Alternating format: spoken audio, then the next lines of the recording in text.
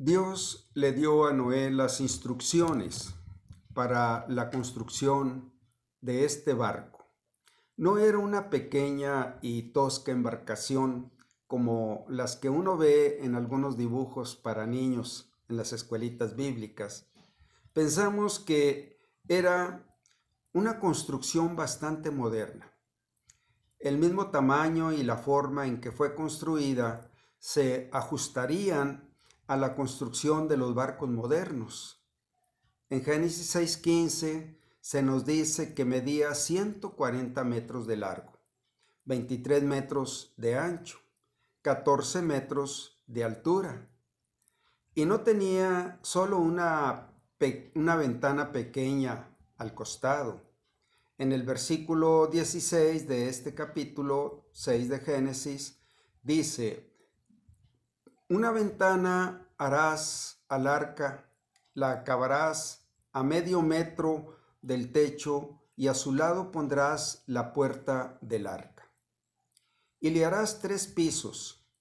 La ventana se extendía alrededor de toda la parte superior y el techo descendía sobre ella. Fue construida de 3 pisos. Los hombres de aquel tiempo eran buenos constructores y estaban familiarizados con este tipo de construcción.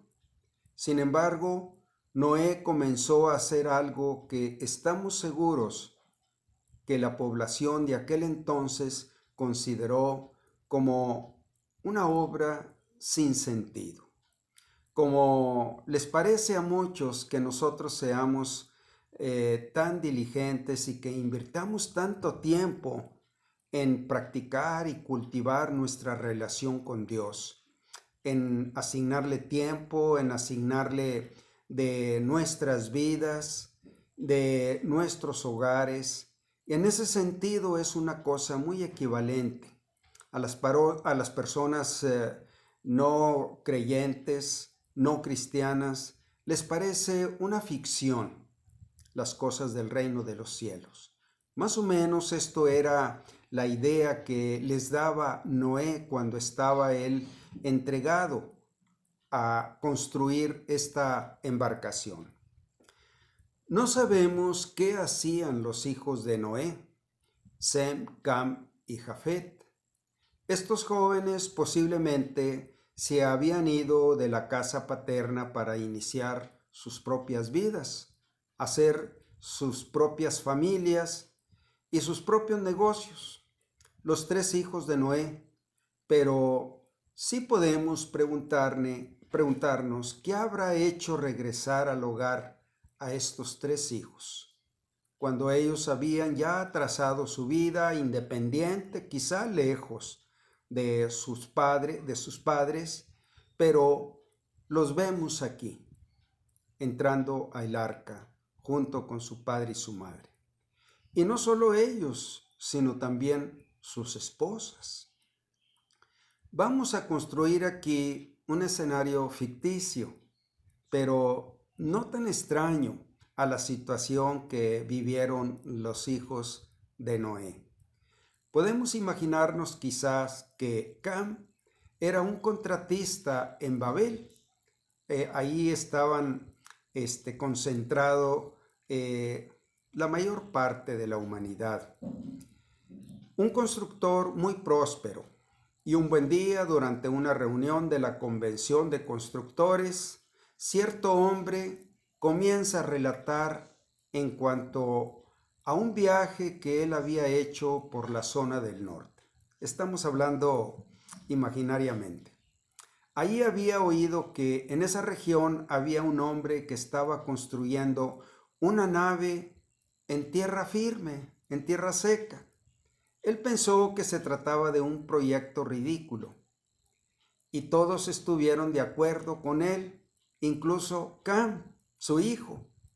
Pero entonces Cam de pronto recordó que su padre vivía en esa zona y que había escuchado ciertas cosas sobre él y le preguntó a ese contratista si había podido ver el famoso constructor.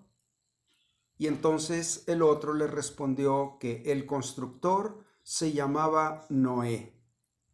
Posiblemente Cam palideció cuando escuchó ese nombre y probablemente se puso en pie y dijo: escuche usted, el que está construyendo esa nave es mi padre, y estoy de acuerdo con usted en que esa idea parece algo insensata.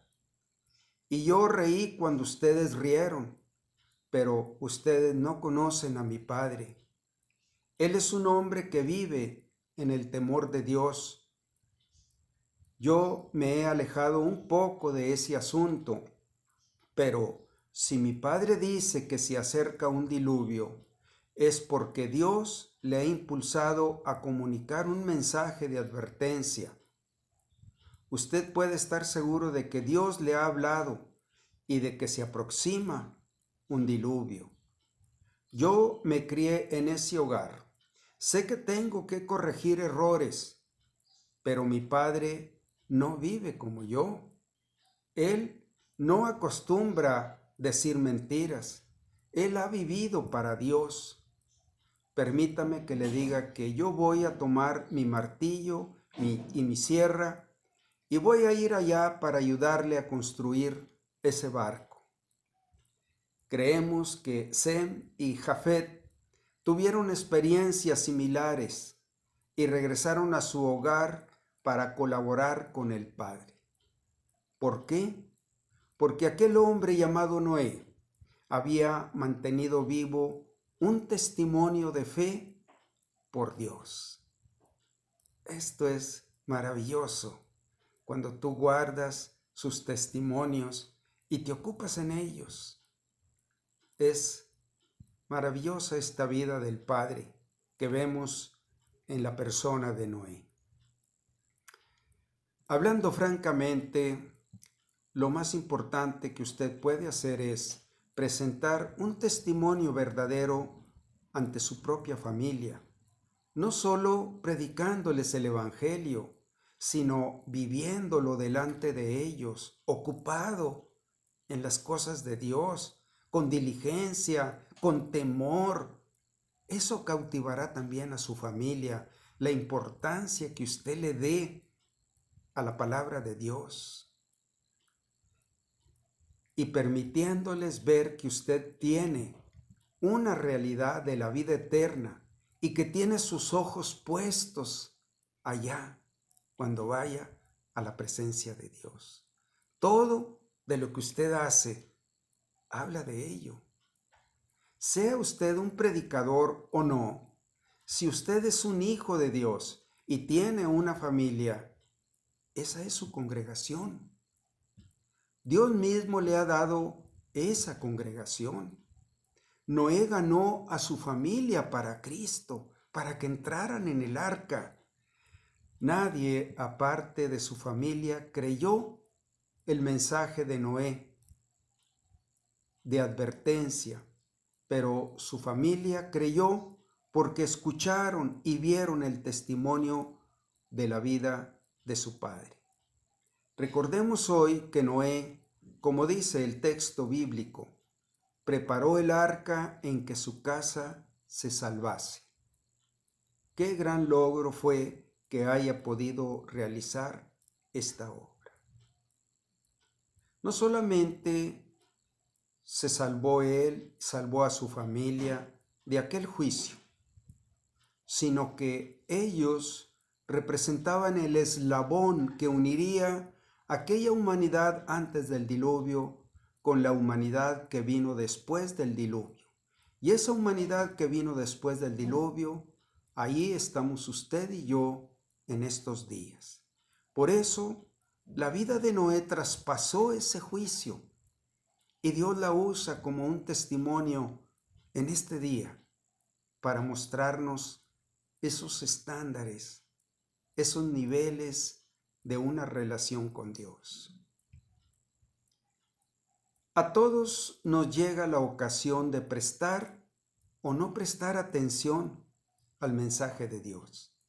Podemos vivir como si ese mensaje no tuviera la menor importancia o como si fuera la cosa más importante del mundo para nosotros, por nuestra manera de vivir. Nuestra conducta refleja la visión de nuestra vida. ¿Para qué vivimos? Vivimos para aquel día en que enfrentaremos un juicio y seremos sacados de él y llevados a la presencia de Dios. Uno se encuentra, perdónenme,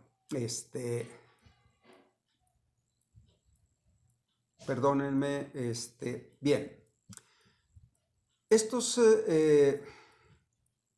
avisos nos puede venir en ellos la advertencia de Dios de muchas maneras, de nuestra propia conciencia o por la palabra de Dios que llega derecho a nuestra alma como una espada, o del consejo o la reprensión de alguna persona buena y piadosa, o saltando delante de nuestros ojos de este maravilloso libro de Dios, la Biblia, desafiándonos a través de algún mensaje o algún sermón. Si la ignoramos, será nuestro riesgo. No tenemos más que pensar en los primeros días de la iglesia, allá cuando el Señor Jesucristo les dejó el legado de esta gran comisión, que fueran por todo el mundo, a todas las naciones, que hicieran discípulos y que les enseñaran todo lo que Él había mandado. Y nosotros podemos pensar en aquellos primeros días de la iglesia. Uno se encuentra con un amigo y le dice: he decidido hacerme cristiano. El otro le contesta: pero ¿es que no sabes lo que les pasa a los cristianos? Están fuera de la ley. Los meten en la cárcel, se los echan a los leones, los crucifican, los queman vivos. Y el otro dice: sí, ya lo sé, pero estás loco de remate. Yo no creo en esas cosas.